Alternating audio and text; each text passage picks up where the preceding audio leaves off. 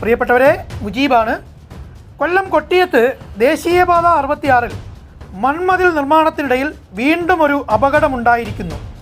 ഉയരത്തിൽ നിന്ന് സാമാന്യം വലിയൊരു കല്ലും കുറച്ച് മണ്ണും താഴെ സർവീസ് റോഡിലേക്ക് വീണ് തലനാഴിഴയ്ക്കാണ് ഒരു കാർ യാത്രികൻ രക്ഷപ്പെട്ടത്. അദ്ദേഹത്തിൻ്റെ ഭാഗ്യത്തിന് കല്ല് റോഡിലും മണ്ണ് കാറിന് മുകളിലേക്കുമാണ് വീണത്. വാഹനങ്ങൾ തിങ്ങി നിറഞ്ഞു പോകുന്ന ഈ റോഡിൽ മുകളിൽ നിന്ന് ഏത് നിമിഷവും എന്തെങ്കിലുമൊക്കെ താഴേക്ക് വീഴും എന്ന അവസ്ഥയാണ്.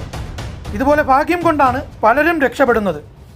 എപ്പോഴും എന്തിനാണ് ദേശീയപാത നിർമ്മാണ പ്രവർത്തനത്തെ വിമർശിക്കുന്നതെന്ന് ചിലരെങ്കിലും ചോദിക്കാറുണ്ട്. കൺമുന്നിൽ ഇത്തരം തോന്നിയവാസങ്ങൾ കണ്ടാൽ പറയാതിരിക്കുന്നത് എങ്ങനെയാണ്?